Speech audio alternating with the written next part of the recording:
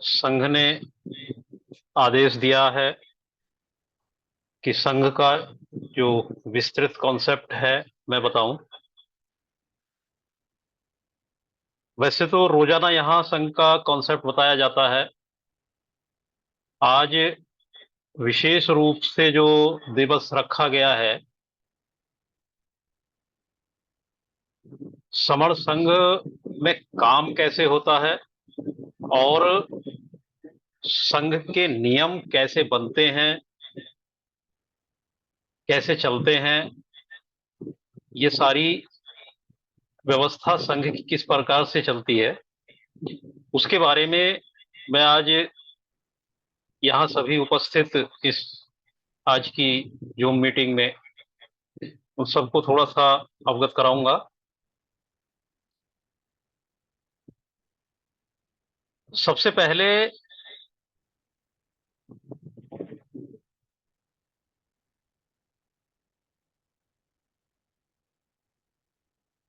Summer संघ के बारे में बताया जा चुका है कि समर संघ कल भी हमारे स्पोक अतिंद्र कुमार सर ने विस्तार से बताया। 5 मई 2021 से शुरू होकर किस प्रकार से वीदा पीपल से शुरू हुआ और ये आज तक की 27-28 महीनों की यात्रा किस प्रकार से रही, विस्तार से कल बताया। तो समर संघ काम कैसे करता है और संघ में किस प्रकार से काम होता है। समर संघ में काम करने के लिए, एक्टिव रूप से काम करने के लिए जो भी साथी हमारे समर संघ का कॉन्सेप्ट अच्छी तरह से समझ जाते हैं, उनके प्रश्न समाप्त हो जाते हैं, उनको एक घोषणा करनी पड़ती है स्पोक के लिए। स्पोक यानी कि एक्टिव रूप से काम करने वाले जो समर संघी साथी हैं, उनको एक्टिव रूप से काम करने के लिए ये स्वयं घोषणा करनी पड़ती है कि मैं अब समर संघ के 10 गोल्डन रूल को समझ गया हूं, उनमें आस्था रखता हूं, उनको आत्मसात करता हूं या करती हूं, और अब मैं समर संघ के लिए काम करना चाहता हूं। ये घोषणा जब वो स्वयं कर देते हैं तो उनको, उनका कोई परिचित साथी उनको समर संघ के सदन में स्पोक के रूप में प्रस्तावित कर देते हैं। समर संघ में स्पोक को प्रस्तावित करना भी ये एक बड़ा अलग सा काम है जो आज तक नहीं हुआ। क्योंकि जैसा कि अभी सुरेश सर ने बताया है कि समर संघ में कोई पद प्रतिष्ठा या कोई संघ संचालक या कोई अध्यक्ष, प्रधान, मंत्री या कोई किसी प्रकार का कोई पद नहीं है। तो यहाँ पर जो हाउस लगता है, जो सदन का हाउस है, उसी में घोषणा की जाती है और उसी में अपने आप को समर्पित किया जाता है कि मैं काम करने के लिए तैयार हूं। तो जब ये घोषणा कर देते हैं तो उसके बाद स्पोक्स के लिए कुछ अधिकार निश्चित हो जाते हैं, कुछ उनके कर्तव्य, ड्यूटीज और राइट्स निर्धारित हो जाते हैं कि स्पोक के। स्पोक की जो ड्यूटियां हैं उनमें खुद को जोड़ने का, परिवार को जोड़ने का, रिश्तेदारों को जोड़ने का, परिवार को जोड़ने का, रिश्तेदारों को जोड़ने का, फिर समाज को जोड़ने का, ये उनके ड्यूटीज हो जाती हैं। और इसके अलावा एक ड्यूटी और मिल जाती है कि जो समर संघ का हाउस लगता है, सदन लगता है, उसमें कानून, नियम, उपनियम या जो भी आदेश उपदेश बनते हैं उनके लिए एजेंडा लगाने का, अपना प्रस्ताव लगाने का भी एक अधिकार मिल जाता है। और सदन में प्रस्ताव लाने का अधिकार, फिर सदन में वो नए स्पोक्स को प्रस्तावित करने का भी अधिकार प्राप्त हो जाता है। सदन में मत देने का अधिकार भी मिल जाता है। सदन में किसी भी विशेष जिम्मेदारी मिलने का भी अधिकार मिल जाता है और सदन में बराबरी का अधिकार मिल जाता है। तो इस प्रकार से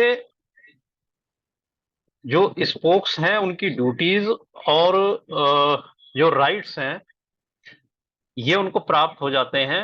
और ये जो नियम मैंने अभी बताए हैं, जो स्पोक्स के नियम और अधिकार और ड्यूटीज हैं, ये 25 जुलाई 2021 को जो पानीपत का हाउस लगा था उसमें ये निर्धारित किए गए थे, स्पोक्स की ड्यूटी और स्पोक्स के अधिकार। इसी हाउस में स्पोक्स के सदन में आने का और सदन से जाने के नियम भी बने थे। उनको भी मैं बहुत शॉर्ट में बता देता हूं कि प्रस्तावित स्पोक के बारे में सदन निर्णय लेगा। सदन जब कोई भी किसी को स्पोक प्रस्तावित करते हैं तो उसका निर्णय सदन लेता है। सदन प्रस्तावक से प्रस्तावित स्पोक के बारे में कोई भी जानकारी मांग सकता है। सदन में प्रस्तावित स्पोक के विरोध या असमर्थता में कोई भी सदस्य प्रस्ताव ला सकता है, लेकिन साथ में विरोध के कारण भी बताना होगा। कोई किसी को सदन में स्पोक प्रस्तावित करता है तो उस पर कोई भी सदस्य उस पर विरोध कर सकता है उसको स्पोक बनाने के लिए, लेकिन उसका कारण भी सदन को बताना होगा। संपूर्ण जानकारी, अधूरी जानकारी के बाद प्रस्तावित सदस्य के बारे में सदन बहुमत से प्रस्ताव पर निर्णय लेगा। प्रस्ताव को रोका भी जा सकता है या अगले किसी भी सदन तक के लिए उसको स्थगित भी किया जा सकता है। प्रस्ताव पास होते ही वह प्रस्तावित सदस्य सदन का सदस्य हो जाता है और सदन के सभी अधिकार जो अभी मैंने बताए थे वो सभी एक स्पोक को प्राप्त हो जाते हैं। तो ये स्पोक का सदन से निष्कासन सिर्फ सदन के द्वारा ही बहुमत से होता है। यदि कोई या कुछ सदस्य किसी स्पोक के निष्कासन का प्रस्ताव सदन में लाते हैं तो उनको कुछ बातें ध्यान में रखनी होती हैं। वह यह है कि क्या सदस्य समर संघ के उद्देश्य के विरोध में कार्य कर रहा है या कर चुका है या करेगा। क्या सदस्य अन्य सदस्यों को मिथ्या चुगली करता है या गुटबाजी करता है, संघभेद करता है या व्यक्तिगत लाभ के लिए कार्य करता है। क्या सदस्य शारीरिक रूप से अक्षम है या किसी सदस्य किसी व्यसन में लिप्त है। व्यसन बहुत तरह के हो सकते हैं। क्या सदस्य निष्क्रिय है, क्या सदस्य जासूसी कर रहा है, क्या सदस्य जातिवादी है, क्या सदस्य अभी समर संघ को सही से समझ नहीं पाया है, या कोई भी अन्य कारण हो सकता है जो निष्कासन का प्रस्ताव प्रस्तावक समर संघ के हक में उचित समझता हो। तो ये सब कारण थे जो 25 जुलाई 2021 को पानीपत हाउस में पास हो चुके थे स्पोक के लिए। अब मैं बात करूंगा कि हाउस में हाउस कैसे चलता है।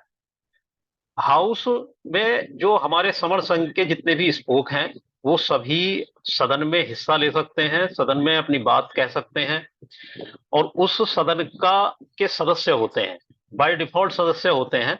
उसके लिए कोई अलग से कोई सदस्यता या कुछ नहीं लेनी होती है। तो जब सदन लगता है सबसे पहली प्रक्रिया होती है कि सदन का एक सभापति चुनना होता है। कोई भी सदस्य किसी एक नाम को प्रस्तावित करता है, उसका बाकी सदस्य अनुमोदन करते हैं। फिर जिस सदस्य का नाम सभापति के लिए नामित किया गया है, चुना गया है या प्रस्तावित किया गया है, फिर उस सदस्य से उसकी स्वीकृति ली जाती है कि क्या आपका नाम प्रस्तावित हुआ है और क्या आप यह जिम्मेदारी आज के लिए निभाने के लिए तैयार हैं। जब वह सभापति के लिए हाँ कर देता है तो वो सभापति बनाया जाता है और उसके बाद एक उप सभापति का भी चुनाव किया जाता है। उसकी भी प्रक्रिया सेम इसी तरह रहती है। फिर जिस तरह से बहुत सारे हमारे साथियों ने पार्लियामेंट या विधानसभाओं की कार्यवाही देखी होगी, क्योंकि अब तो लाइव चलती है तो बहुत सारे लोगों ने देखी होगी, ठीक उसी प्रकार से समर संघ के सदन की भी प्रक्रिया चलती है। पूरे हाउस में जितने भी सदस्य हैं वो सिर्फ उस दिन हाउस में सभापति को ही संबोधित करके अपनी बात करते हैं। सभापति पूरी तरह से उस सदन का, उस हाउस का जो क्या कहना चाहिए कि चेयरपर्सन रहता है, उन्हीं के आदेश, उन्हीं के निर्देश के अनुसार सदन की कार्यवाही सुचारू रूप से चलती है। इसके बाद सदन में जो भी हमारे स्पोक साथी अपना एजेंडा लगाते हैं, अपना प्रस्ताव लगाते हैं नियम कानून के लिए, या नए कोई नियम बनाना है या कोई प्रस्ताव पारित कराना है, तो जो वो प्रस्ताव लगाने के लिए भी अ, जो कमेटी है सदन कार्य समिति, उसकी तरफ से ये निर्णय लिया गया है कि जो भी एजेंडा है वो सदन के शुरू होने से 48 घंटे पूर्व लगाए जाने चाहिए। तो सदन से की कार्यवाही से 48 घंटे पूर्व एजेंडे लगा दिए जाते हैं, वो एजेंडे आ जाते हैं। तो फिर वो बारी बारी से एक एक एजेंडे पर बात होती है, एजेंडा रखने वाला अपनी बात रखता है और उस पर फिर चर्चा होती है। किसी को कुछ कहना है तो अपनी बात कहते हैं, उस पर तर्क होता है। और वितर्क या कुतर्क का तो समर संघ में कोई मतलब ही नहीं रहता है। तो उस पर तर्क होते हैं, सार्थक तर्क होते हैं, और सार्थक तर्क होने के बाद वो बहुमत के साथ और सभी पूरा सदन की सहमति से वो प्रस्ताव समर संघ का नियम, समर संघ का कानून बन जाता है। इस प्रकार से सदन की कार्यवाही चलती है। इस कार्यवाही के साथ साथ जो समर संघ में काम होता है वो विभिन्न कमेटियों के रूप में भी काम होता है। कमेटियां, जो समर संघ में कुछ कमेटियां बनी हुई है, आज तक अभी तक 16 कमेटियां समर संघ में काम कर रही हैं, जो कि जिस हाउस का मैंने अभी जिक्र किया है उसी हाउस से अनुमोदित, उसी हाउस से जो पारित होकर के ही ये कमेटियां काम कर रही हैं। बहुत सारे लोग पूछते हैं कि संघ में काम कैसे करता है, निर्णय कौन लेता है, कोई अध्यक्ष नहीं है, कोई लीडर नहीं है, कोई नेता नहीं है, तो संघ कैसे चलता है। तो ये संघ पिछले 28 महीनों से बिल्कुल लगातार और बहुत ही अच्छी तरह से चल रहा है। वो किस तरह से चल रहा है, इस संघ की जो कमेटियां हैं वो कमेटियां किस प्रकार से काम करती हैं। पहली committee virtual meeting regulating committee है। ये जिस जूम पर आज मीटिंग कर रहे हैं हम, इसके लिए भी रेगुलेटिंग करने के लिए एक कमेटी है, वर्चुअल मीटिंग रेगुलेटिंग कमेटी।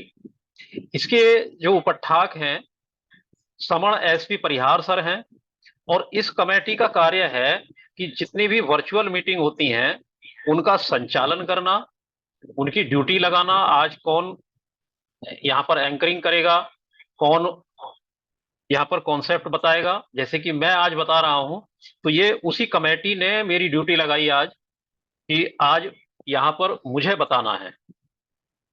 तो ये काम वर्चुअल मीटिंग रेगुलेटिंग कमेटी का है, वर्चुअल मीटिंग का संचालन करना और निगरानी करना। दूसरी कमेटी है नेटवर्किंग कमेटी। इसके उपठाक समण प्रकाश सिंह सर हैं, और इस कमेटी का जो कार्य है जुड़ने और जोड़ने के कार्य की निगरानी और समण लोगों का नेटवर्क बनाना, वह टीम 11 व अन्य प्रकार से नेटवर्किंग टीम की निगरानी करना। तो जितना भी जुड़ने जोड़ने का काम है और जितने लोगों का जुड़ने का जो काम हो रहा है पूरे देश भर में, उसका सारा डाटा भी रखते हैं, उसकी निगरानी भी करते हैं, और जो नेटवर्क बन रहा है उस नेटवर्क को बढ़ाने का और पूरा निगरानी रखने का काम इस कमेटी के द्वारा होता है। इसमें उपठाक के अलावा बहुत सारे सदस्य होते हैं, सह उपठाक कहते हैं उनको, बहुत सारे सहयोगी होते हैं जो काम करते हैं। इसके अलावा अगली कमेटी है संगीति प्रबंधन समिति। इसके उपठाक श्रवण योगेंद्र कुमार सर हैं, और इस कमेटी का कार्य है पूरे देश भर में लगने वाली संगीतियों का प्रबंधन करना और उनकी निगरानी करना। क्योंकि समर संघ की केवल यहाँ जूम पर ही मीटिंग नहीं होती है, देश भर में फिजिकल मीटिंगें लगती हैं और लग रही हैं। अभी मुझसे पहले बहुत सारी मीटिंगों की सूचना आर के बॉस सर ने दी है। तो इस प्रकार की जितनी भी संगतियां लगती हैं उनका प्रबंधन करने के लिए संगीति प्रबंधन कमेटी बनी हुई है। इसके अलावा कमेटी है व्यथा निवारण कमेटी। इसके उपठाक समण रतिलाल देसाई सर हैं और इसका कार्य व्यथा निवारण का है। यदि किसी को कोई व्यथा है, कोई किसी भी प्रकार की व्यथा है, तो वो इस कमेटी से संपर्क करती है। ये कमेटी उनकी व्यथा का निवारण करने का प्रयास करती है। अगली कमेटी है समीक्षा एवं मूल्यांकन कमेटी। इसके उपठाक हैं समण इंजीनियर सत्येंद्र मोहन सर और इसका जो कार्य है वो है जितनी भी कमेटियां हैं उन कमेटियों के कार्यों की समीक्षा करना। अगली कमेटी है समण संस्कृति कमेटी। इसको कल्चरल कमेटी भी बोलते हैं, संस्कृति पाली का शब्द है। समण संस्कृति समिति और इसके उपठाक समण AK सिंह सर हैं और इस कमेटी का कार्य है समण संस्कृति का पोषण करना और उसका प्रचार प्रसार करना। इसके अलावा एक समिति है सदन कार्य समिति। इसके उपठाक एडवोकेट समण अभिषेक राज सिंह सर हैं और इस कमेटी का कार्य है सदन में जो हाउस की मैंने प्रक्रिया बताई थी, उस हाउस में जितने भी नियम पारित होते हैं उनका संकलन करना, उनका प्रकाशन करना और जो सदन का संचालन है वो सदन का संचालन भी यही कमेटी के द्वारा होता है। इसके अलावा अगली कमेटी है प्रचार प्रसार कमेटी।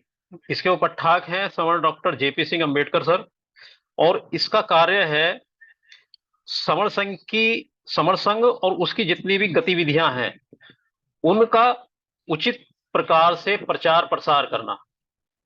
जितना भी प्रचार प्रसार का कार्य है समण संघ का, ये समिति के द्वारा होता है। अगली कमेटी है कॉन्सेप्ट ट्रेनिंग कमेटी, जो हमारे इसके उपठाक हैं समण अतेंद्र कुमार सर। इस कमेटी का कार्य है कि यहाँ पर बहुत सारे लोग आते हैं और वो अपनी बात कहना चाहते हैं या जो कॉन्सेप्ट रोजाना दिया जाता है या गोल्डन रूल विस्तार से बताए जाते हैं, तो उनको एक बोलने की प्रैक्टिस कराने का काम करता होता है और उनको ट्रेनिंग देने का काम होता है। ये समण संघ के कॉन्सेप्ट का अभ्यास कराने का कार्य इस कमेटी का है। इसके अलावा एक कमेटी प्रोफेशनल कमेटी। इसके उपठाक समण रमेश गटके सर हैं और इस कमेटी का कार्य है कि हमारे जितने भी प्रोफेशनल्स हैं उनकी टीम बनाकर उनके साथ समन्वय स्थापित करके संघ के साथ जोड़ना। इसके अलावा अगली कमेटी है व्यय नियमन कमेटी। इसके उपठाक समण लखपत सिंह सर हैं और इस कमेटी का कार्य है समण संघ के जितने भी खर्चे होते हैं, वो चाहे ये जूम मीटिंग है, ये जूम मीटिंग का जो पैकेज लिया जाता है जिस पर हम रोजाना मीटिंग करते हैं, या जो फिजिकल संगतियां होती हैं वहां पर जो लोग अपना अपना खर्चा देकर आते हैं, तो उन सारे खर्चों का नियमन करना, रेगुलेट करना, ये इस समिति का कार्य है। अगली कमेटी है समण वरिष्ठ नागरिक समिति। इसके उपठाक समण डॉक्टर रमेश चंद्रा सर हैं और इस समिति का कार्य है वरिष्ठ समण नागरिकों को संघ से जोड़ना, उनका मार्गदर्शन प्राप्त करना। ये इसको वैसे बोल सकते हैं कि जो सीनियर सिटीजन्स हैं हमारे, उन सीनियर सिटीजन्स की समिति कमेटी। इसके बाद अगली कमेटी है एजुकेशनल व कैरियर मोटिवेशन कमेटी। इस कमेटी के जो उपठाक हैं वो है समण राजेश कामले सर। इनका कार्य है, इस कमेटी का ये कार्य है समण युवाओं को संघ से जोड़कर एजुकेशनल मोटिवेशन व कैरियर काउंसलिंग करना। ये कमेटी इस समय में बहुत अच्छा कार्य कर रही है और इसी कमेटी के द्वारा हर रविवार को 11 बजे से 12:30 बजे तक एक ऑनलाइन क्लास भी चलाई जा रही है, इंग्लिश क्लास, और उसमें इंग्लिश क्लास के साथ साथ मोटिवेशन और कैरियर काउंसलिंग भी साथ साथ में दी जाती है। तो मैं यहाँ पर ये भी निवेदन करूंगा, अपील करूंगा, जितने भी साथी यहाँ पर जुड़े हुए हैं सभी अपने बच्चों को इस मीटिंग में अवश्य जोड़ें, क्योंकि ये बहुत बड़ा मील का पत्थर साबित होने वाली है। हर रविवार को 11 बजे से 12:30 बजे तक होती है इसी लिंक पर, जिस लिंक पर ये मीटिंग चल रही है इसी लिंक पर होती है। इसके बाद अगली कमेटी है समण उत्पीड़न निगरानी समिति। इसको एट्रोसिटी रेगुलेटिंग कमेटी भी कह सकते हैं। इसके उपठाक हैं एडवोकेट समण रामचंद्रा सर और इस कमेटी का कार्य है देश भर में होने वाली समण उत्पीड़न की घटनाओं की निगरानी करना और यथासंभव सहायता व विकल्पों को खोजना। जितनी भी यथासंभव सहायता हो सकती है वो सहायता प्रदान कराना, और इसके अलावा जो भी विकल्प हो सकते हैं मदद के, उन मदद के विकल्पों को खोजना। इसके अलावा एक और कमेटी है पॉलिटिकल एनालिसिस कमेटी। इसके उपाध्यक्ष समण बी चौधरी सर हैं, और इस कमेटी का कार्य सारे समण राजनीतिक नेतागण एक साथ आ जाएं, इस पर उनसे संवाद करना।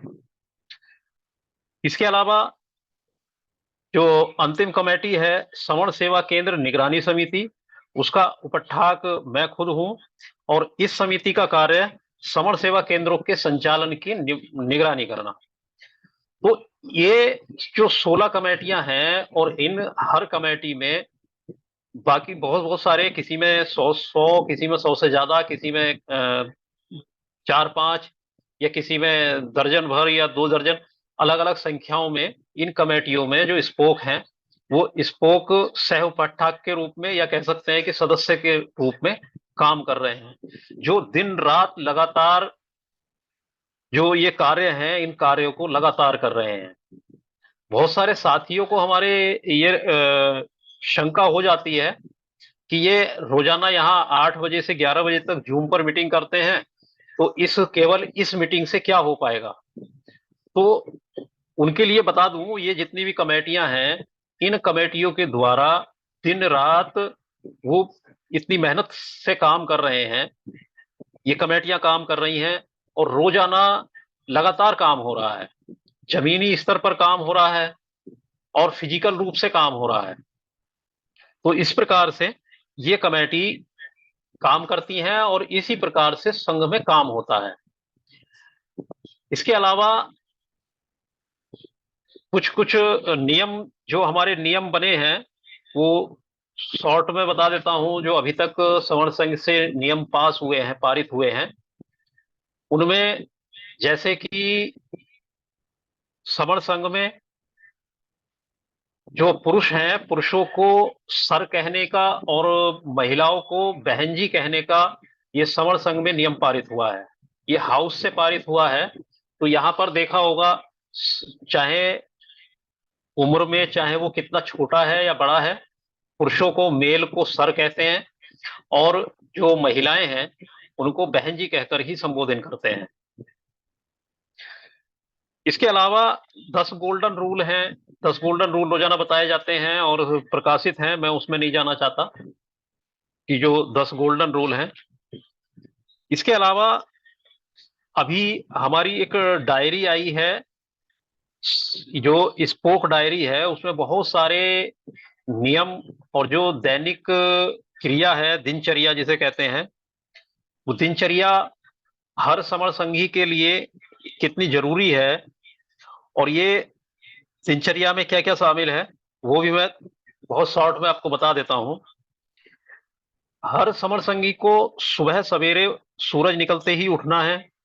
घर के सभी छोटे बड़े सदस्यों को संगम नमामि कहना है। सांसों की कसरत, आनापान या काया की कसरत, मन की कसरत, ज्ञान विपश्यना आदि करना है। प्रत्येक दिन अपनी काया की सफाई और मन की शुद्धि करनी है। एक नए समर संगी को फोन करना है, उसके और उसके परिवार के हालचाल जानने हैं। ये वाला नियम बहुत ही महत्वपूर्ण है। ये जुड़ने और जोड़ने में बहुत ही मदद करता है, क्योंकि हम जो नेटवर्क बना रहे हैं, जो हम जुड़ने और जोड़ने का काम कर रहे हैं, उसमें ये कार्य बहुत ही महत्वपूर्ण है कि हम रोजाना किसी एक परिवार में बात करें और उसके हालचाल जानें।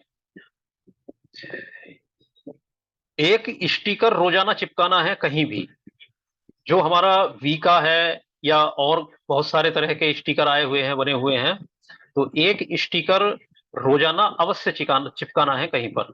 अपने आसपास के संगियों का हालचाल पता करना है। सुबह सवेरे समर संघ की पोस्टों को फॉरवर्ड करना है। दोपहर, सुबह, दोपहर और रात का खाना खाने के बाद 2 से 5 मिनट तक वज्र आसन में बैठकर संघ गान दोहराना है। अपने कार्यस्थल पर समणों से हालचाल जानना है। कोई पाप कर्म नहीं करना है। रात 9 बजे हर हाल में जूम मीटिंग से जुड़ना है। और रात 9 बजे से 9 बजे 10 मिनट के बीच जो हमारा ये डेली मीटिंग का लिंक होता है, जूम का लिंक, वो सभी ग्रुपों में भेजना है। सोने से पहले अपनी समण दिनचर्या डायरी में आज की तारीख डालकर सभी गतिविधियां लिखनी है। संघ से यदि कोई आदेश मिला है तब उस आदेश को लाल पेन से लिखना है और उस आदेश को तुरंत पूरा करना है। सोने से पहले समर संघ का उद्देश्य दोहराना है। समर संघ का उद्देश्य क्या है? सिर्फ 3 शब्दों का उद्देश्य है: समणों का सुख, समणों का विकास और समणों की सुरक्षा। हमारा सुख, हमारा विकास और हमारी सुरक्षा प्राप्त करना ही समण संघ का उद्देश्य है। तो इस उद्देश्य को रोजाना सोने से पहले अवश्य दोहराना है। सभी छोटे बड़ों को संगम नमामि कहना है और सोना है। किसी भी तरह की मुसीबत आने में तुरंत अपने आसपास के समण संगी की मदद करने तुरंत पहुंच जाना है। दिन हो या रात हो, समण संगी के साथ हो। ये भावना, ये ऐसी मनोस्थिति हर समण संगी की बन जाए, ऐसी ये समण संघ आशा करता है। इसके अलावा बहुत सारे स्पष्ट निर्देश हैं जो समर संघियों को मानने चाहिए। ये सब डायरी में लिखे हुए हैं। तो डायरी भी मंगा सकते हैं, जिनके पास नहीं पहुंची है, अभी किसी स्पोक के पास डायरी नहीं पहुंची है, वो डायरी मंगा सकते हैं। तो इसके साथ ही मैं आज की इस बात को समाप्त करता हूं। और जो जानकारी दी है हाउस से संबंधित और हाउस किस प्रकार से चलता है, एक चीज और मैं बता दूं यहाँ पर, ये जितनी भी कमेटियां हैं, इसके अलावा जो समर संघ को पूरी तरह से समर्पित हो गए हैं, पिछले दिनों एक प्रस्ताव पारित हुआ था कि संघ की शपथ जैसे कि पूर्व समय में ली जाती थी, पहले जब सिद्धार्थ गौतम के समय में संघ की शपथ ली जाती थी, इसी प्रकार से समर संघ में भी एक शपथ लेने का भी प्रस्ताव पारित हुआ था। और यहाँ समर संघ में भी शपथ ली जाती है। तो जो साथी बहुत ही ज्यादा अपने आप को समर्पित कर देते हैं, जो अपने आप को पूरी तरह से संघ में रच बस जाते हैं, और जिनके लिए यहाँ तक कहा जाए कि जीना भी संघ और मरना भी संघ, जिनकी हालत इस तरह की हो जाती है, तो वो संघ की शपथ ले लेते हैं। और शपथ लेने के बाद एक ग्रुप शपथ संघी के रूप में भी काम कर रहा है। वो पूरी तरह से संघ को डेडिकेटेड है, और वो बाकी जितने भी स्पोक हैं हमारे, उन सब स्पोक से ज्यादा काम करते हैं, ज्यादा समय देते हैं। तो इस प्रकार से भी समर संघ में काम हो रहा है। तो इसके लिए भी कोई भी शपथ संघी बनने के लिए या संघ की शपथ लेने के लिए अपना नाम प्रस्तावित करा सकते हैं किसी भी स्पोक के द्वारा। उसके लिए अ, सबसे पहले उसकी शर्त यह है कि वो स्पोक होना चाहिए, और जो हमारे 10 गोल्डन रूल हैं उनमें अटूट आस्था होनी चाहिए, और संघ के लिए पूरी तरह से समर्पित होना चाहिए। उसके लिए कमेटी बनी हुई है, जो शपथ संघ की अस्थायी कमेटी है। वो अस्थायी कमेटी जो भी नामित शपथ के लिए जो भी नाम आते हैं, उनकी निगरानी करती है, उनको जांचती है। और उनकी जब कमेटी की रिपोर्ट आ जाती है, कमेटी पारित ये कर देती है, पास कर देती है कि ये स्पोक शपथ लेने के लायक है, तो उनको फिर जो भी फिजिकल संगीति होती है, जो कि 500 लोगों से ज्यादा होती है, जिस भी संगीति में 500 से ज्यादा संख्या होती है, उस संगीति में शपथ ग्रहण का कार्यक्रम होता है। उस संगीति में उनको शपथ दिला दी जाती है। तो इस प्रकार से भी संघ में काम हो रहा है। और अभी पिछले दिनों 12, 13, 14, 15 अगस्त को नागपुर में एक समर संघ का कार्यक्रम हुआ था, 4 दिनी। उसमें फिजिकल हाउस भी लगा था 13 अगस्त को। तो वहां पर भी कुछ नियम बने थे। वो नियम भी मैं बहुत शॉर्ट में आपको एक बार बता देता हूँ कि वहां पर पारित हुआ कि एक उच्च सदन की स्थापना होगी। अभी मैंने जो बताया था कि जो हाउस की प्रक्रिया चलती है, सदन की प्रक्रिया चलती है, जिसमें सभी स्पोक उसके मेंबर होते हैं, तो उस सदन के साथ साथ एक उच्च सदन की भी स्थापना होगी। और इस उच्च सदन में हमारे जो प्रोफेशनल हैं, जो समय अभाव के कारण जो हमारा आम सदन है इसमें नहीं आ पाते हैं, तो उस सदन के वो हिस्सा रहेंगे जो एक्टिव रूप से काम नहीं कर पाते हैं, लेकिन समण संघ में आस्था रखते हैं, समण संघ के नियमों में आस्था रखते हैं और समण संघ के लिए काम भी करना चाहते हैं, लेकिन समय अभाव के कारण या किसी प्रोटोकॉल के कारण वो एक्टिव रूप से काम नहीं कर पाते हैं। तो ऐसे लोग इस सदन के सदस्य रहेंगे। इसको इस तरह से भी समझ सकते हैं कि जैसे लोकसभा और राज्यसभा, लोकसभा में जो प्रतिनिधि होते हैं वो चुनकर आते हैं और वो जनता के बीच रहते हैं, एक्टिवली फिजिकली रूप से वो जनता के बीच रहते हैं और काम करते हैं। लेकिन जो राज्यसभा में के मेंबर आते हैं वो कुछ तो नॉमिनेट होते हैं और वो फिजिकली रूप से जनता के बीच में नहीं रह जाते हैं। तो वो प्रोफेशनल या अपने किसी भी कला में या किसी विषय में वो पारंगत होते हैं, तो उनको उस उच्च सदन का सदस्य बनाया जाता है। तो इसी प्रकार से हमारे भी कुछ बहुत सारे साथी ऐसे हैं जो समय अभाव के कारण या प्रोटोकॉल के कारण, बहुत सारे हमारे साथी इस प्रकार के हैं कि वो बिल्कुल एक्टिव रूप से वो सामने नहीं आ सकते हैं, तो वो उच्च सदन के हिस्सा बनेंगे। इसके अलावा हाउस की एक स्टैंडिंग कमेटी भी का भी गठन होगा। ये भी प्रस्ताव 13 अगस्त को नागपुर में पारित हुआ है। हाउस का की एक स्टैंडिंग कमेटी होगी और इस कमेटी के जो सदस्य होंगे वो जो मैंने अभी जो जितनी कमेटियां बताई हैं उन कमेटियों के जितने भी उपठाक हैं वो इसके बाय डिफॉल्ट उसके मेंबर रहेंगे और इसका कोई उपठाक नहीं होगा। इसकी कार्यवाही भी ठीक उसी प्रकार चलेगी जैसे सदन में चलती है। जब भी मीटिंग होगी तभी उन्हीं सदस्यों के बीच से एक अस्थायी सभापति उस मीटिंग के दौरान ही उन्हीं में से चुन लिया जाएगा और स्टैंडिंग कमेटी की कार्यवाही उसी से चलेगी। इसके अलावा एक जंग निगम समिति का प्रस्ताव पारित हुआ है और ये समिति, इस पर काम चल रहा है इस समय। बहुत सारे हमारे स्पोक साथियों को जानकारी भी हो गई होगी। बहुत सारे स्पोक साथियों ने अपने नाम प्रस्तावित भी कर दिए हैं एक जंग कमेटी के उपठाक के लिए। तो ये समिति स्थानीय समिति होगी। ये विशेष रूप से जहां हम रहते हैं वहां उस आसपास में उसकी जो लोकेलिटी है वहां पर काम करने के लिए, या जहां पर काम करते हैं किसी ऑफिस में काम करते हैं या किसी कंपनी में काम करते हैं, तो वहां के जितने भी लोग हैं उनसे बात करने के लिए, वहां पर नेटवर्क बनाने के लिए ये कमेटी का गठन किया गया है। और ये स्थानीय समिति रहेगी और इसमें पानीपत में 25 जुलाई 2021 को पारित हुए थे 13 प्रकार के व्यक्ति या 13 प्रकार के प्रोफेशनल्स, वो इन समितियों में शामिल होंगे। तो ये एक जंग निगम समिति का प्रस्ताव पारित हुआ था। समान वेशभूषा का प्रस्ताव पारित हुआ था। जो भी फिजिकल समिति या सदन की जो कार्यवाही होगी उसमें समान वेशभूषा के लिए जो भी अपनी बात रखेंगे, जो संघ आसन पर आएगा, संघ आसन के बारे में भी बता दूं, वैसे बता दिया था अभी सुरेश सर ने। संघ आसन लगाया जाता है, जो हमारी फिजिकल समितियां होती हैं उसमें एक संघ आसन लगाया जाता है जिस पर जो भी अपनी बात कहता है वो उस संघ आसन पर बैठकर अपनी बात कहता है। तो संघ आसन पर संघ आसन पर से अपनी बात कहने वाले या सदन की कार्यवाही में अपनी बात रखने वाले जो भी होंगे उनके लिए एक समान वेशभूषा का एक प्रस्ताव आया था, तो ये भी पारित हुआ है।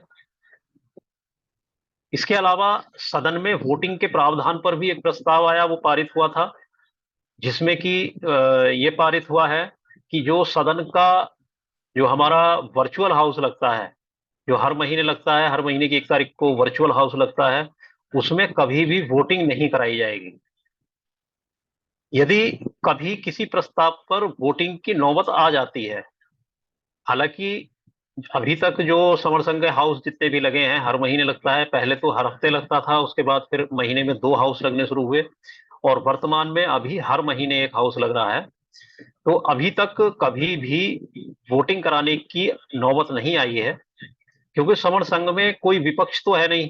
यहाँ तो सभी की सहमति से प्रस्ताव पारित हो जाते हैं। लेकिन कभी कभी हो सकता है कि भविष्य को ध्यान में रखते हुए कि हो सकता है कि किसी भी प्रस्ताव पर कभी कोई वोटिंग की नौबत आ जाती है, तो जो हमारा वर्चुअल हाउस होगा उसमें कभी वोटिंग नहीं होगी। वोटिंग सिर्फ फिजिकल हाउस में हो सकती है, जो फिजिकल हाउस लगेगा।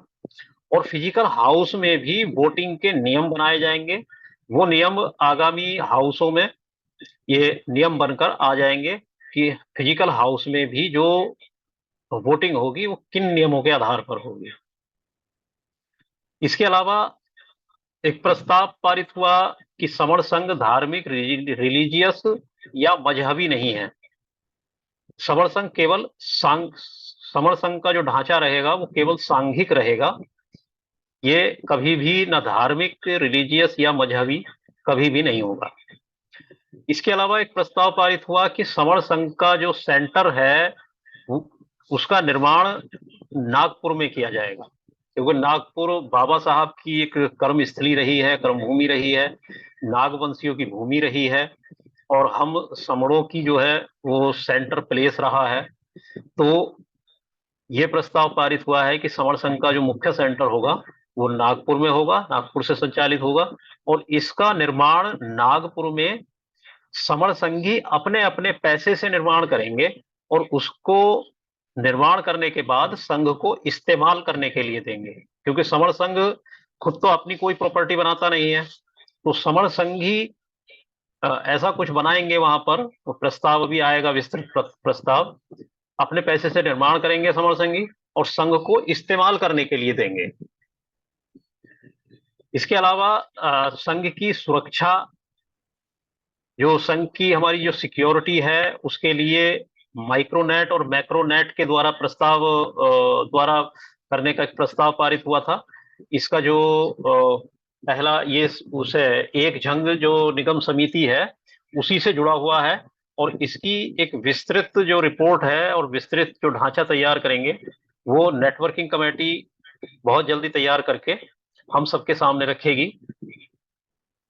इसके अलावा गोल्डन रूल, जो हमारे 10 गोल्डन रूल हैं उनके प्रोटेक्शन के लिए भी एक नियम का प्रस्ताव वहां पर आया, और वो प्रस्ताव भी पारित हुआ है। जो हमारे गोल्डन रूल हैं वो 10 गोल्डन रूल हैं, और जो 10वां गोल्डन रूल है उसके अनुसार समर संघ के जो विनय है ये ना कभी बदले जाएंगे और ना कभी अमान्य किए जाएंगे। लेकिन हमारा जो 7वां गोल्डन रूल है इसमें वो कहता है, छठा छठा गोल्डन रूल, तो वो कहता है कि संघाधिशेष सबसे ऊपर। तो संघ का ऐसा कोई आदेश आ जाता है, और उसी नियम के तहत यदि कोई प्रस्ताव आ जाता है गोल्डन रूल को बदलने का या किसी को हटाने का या कोई सा रूल खत्म करने का, तो उसके लिए जो भी कोई प्रस्ताव लगाएगा, ऐसा प्रस्ताव कोई हाउस में लगाता है तो उसके लिए कुछ नियम बन गए हैं। वो नियम ये है कि जो कुल स्पोक की संख्या, अभी तक जो हाउस के स्पोक हैं उस स्पोक के 10% स्पोक की सहमति आवश्यक है केवल प्रस्ताव लगाने के लिए। प्रस्ताव लगाने में ये 10% स्पोक की सहमति है, तब वो प्रस्ताव लगाया जा सकता है। प्रस्ताव लगाने के बाद वह प्रस्ताव स्टैंडिंग कमेटी को जाएगा। स्टैंडिंग कमेटी उस प्रस्ताव को देखेगी, परखेगी, उस पर बात करेगी, और यदि स्टैंडिंग कमेटी भी सहमत हो जाती है उस प्रस्ताव को सदन में लाने के लिए, तो सदन में कुल जो स्पोक हैं उसके 3/4 बहुमत से ही प्रस्ताव पारित माना जाएगा। और यदि ऐसा हो जाता है तभी गोल्डन रूल में बदलाव संभव होगा। तो ये नियम गोल्डन रूल के प्रोटेक्शन का है। इसी प्रकार से एक नियम, पुराने जो पारित नियम है, जो अभी मैंने जैसे बताया, पानीपत में 25 जुलाई 2021 को पारित कुछ नियम हुए थे, तो उन उन नियमों के ऊपर भी कोई अगर ये बदलने का या संशोधन का कोई एजेंडा आता है तो उसमें भी यही प्रक्रिया अपनाई जाएगी। इसके अलावा प्रस्ताव था जो हमारे फुल टाइमर प्रचारक हैं जो समर संघ का प्रचार कर रहे हैं, फुल टाइम कर रहे हैं, और उनकी आमदनी का कोई साधन नहीं है अभी, या कम है, तो उनकी जरूरतें पूरे करने के लिए भी एक कमेटी का प्रस्ताव पारित हुआ है। उसके लिए एक कमेटी बनेगी, और वो कमेटी इसके लिए नियम बनाकर, रूल्स बनाकर आगामी हाउस में प्रस्तुत करेगी। एक एजेंडा संपादित स्पोक्स का, इसको उप संपदा भी कहते हैं। ऐसे स्पोक जो समर संघ की अवधारणा में पारंगत हो गए हैं या समर संघ में रच बस गए हैं, उसे पाली भाषा में उप संपदा भी कहते हैं। ऐसे स्पोक्स को, जो हमारी फिजिकल संगतियां होती हैं, उसमें स्पेशलिस्ट के रूप में कॉन्सेप्ट देने के लिए भेजा जा सकता है। तो इसके लिए भी एक कमेटी का प्रस्ताव आया है और ये पारित हो गया है। तो ये कमेटी भी इस कमेटी का भी गठन होकर आगामी हाउस में विस्तृत विवरण ये कमेटी देगी। इसके अलावा एक बहुत छोटा सा एक प्रस्ताव है कि सामूहिक भोज हमेशा वैज रहेगा। समर संघ में जो भी कभी भी सामूहिक भोज जब भी बनेगा, वो हमेशा शाकाहारी बनेगा। इसके अलावा एक संपादक मंडल का प्रस्ताव आया, ये भी पारित हुआ।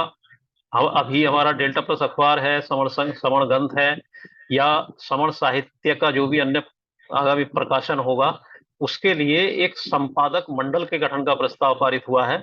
उसके लिए एक संपादक मंडल बनेगा। इसके अलावा एक और बहुत इंपॉर्टेंट प्रस्ताव था, समण जनसंख्या रजिस्टर। ये एक प्रस्ताव पारित हुआ है कि हमारा अब समण जनसंख्या रजिस्टर बनेगा। अब तक समण संघ में जुड़ चुके समण संघियों का एक समण जनसंख्या रजिस्टर करने का प्रस्ताव पारित हो गया है।